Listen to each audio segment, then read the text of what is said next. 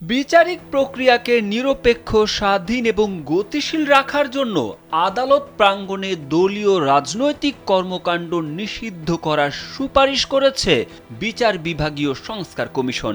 পাশাপাশি দেশের আইনজীবী সমিতিগুলোকে রাজনৈতিক প্রভাব মুক্ত করে রাজনৈতিক দলগুলোর উদ্দেশ্য বাস্তবায়নের হাতিয়ার হিসেবে ব্যবহার বন্ধ করার সুপারিশ করা হয়েছে। সংস্কার কমিশনের প্রতিবেদনে বলা হয়েছে, আদালতের স্বাভাবিক বিচারিক কার্যক্রম ব্যাহত করে এমন রাজনৈতিক কর্মকাণ্ড থেকে আইনজীবীদের বিরত থাকা আবশ্যক।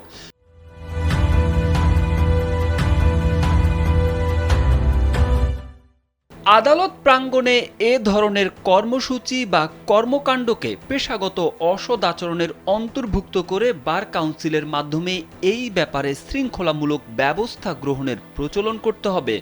আদালত প্রাঙ্গণে মিছিল, সমাবেশ, অবস্থান, ঘেরাও কর্মসূচি ইত্যাদি নিয়ন্ত্রণের জন্য প্রয়োজনীয় আইন প্রণয়ন ও তার কঠোর প্রয়োগ নিশ্চিত করা প্রয়োজন।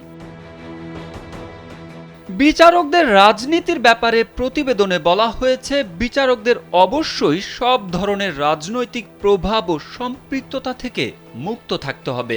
রাজনৈতিক আনুগত্য প্রদর্শন বা রাজনৈতিক দৃষ্টিভঙ্গি প্রকাশকে অসদাচরণ হিসেবে বিবেচনা করে সংশ্লিষ্ট আচরণবিধি অনুসারে কঠোরভাবে শৃঙ্খলামূলক ব্যবস্থা গ্রহণ করা প্রয়োজন।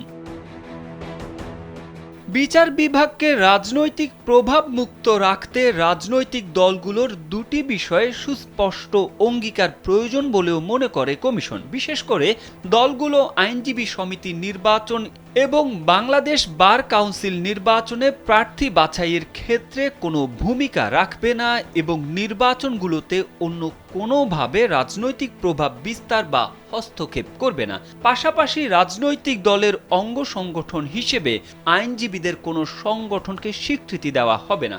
এ বিষয়ে হাইকোর্ট বিভাগের 2005 সালের রায় অনুযায়ী আদালতের প্রবেশদ্বার বা চত্বরের মধ্যে যে কোনো জমায়েত, মিছিল, বিক্ষোভ, বয়কট বা ঘেরাও কার্যক্রম থেকে বিরত থাকার বিষয়ে সুপ্রিম কোর্ট স্পষ্ট নির্দেশ জারি করবে এবং তার প্রতিপালন তদারকি করার সুপারিশ করা হয়েছে।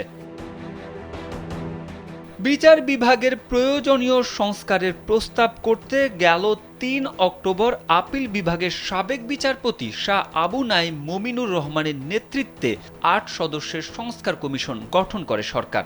এরপর থেকেই কমিশন সরেজমিনে বিভিন্ন আদালত পরিদর্শন, মতবিনিময় সহ নানা কার্যক্রম গ্রহণ করে। দীর্ঘ আলোচনা পর্যালোচনার পর গেল বুধবার আপিল বিভাগের সাবেক বিচারপতি শাহ আবু নাঈম মমিনুর রহমানের নেতৃত্বাধীন কমিশন তাদের প্রতিবেদন চূড়ান্ত করে প্রধান উপদেষ্টা ডক্টর মোহাম্মদ ইউনূসের কাছে হস্তান্তর করে। প্রতিবেদনে ক্ষমা প্রদর্শনে রাষ্ট্রপতির একছত্র ক্ষমতার নিয়ন্ত্রণ সহ 30টি বিষয়ে সুপারিশ করা হয়। তারেক আহমেদ, কালবেলা।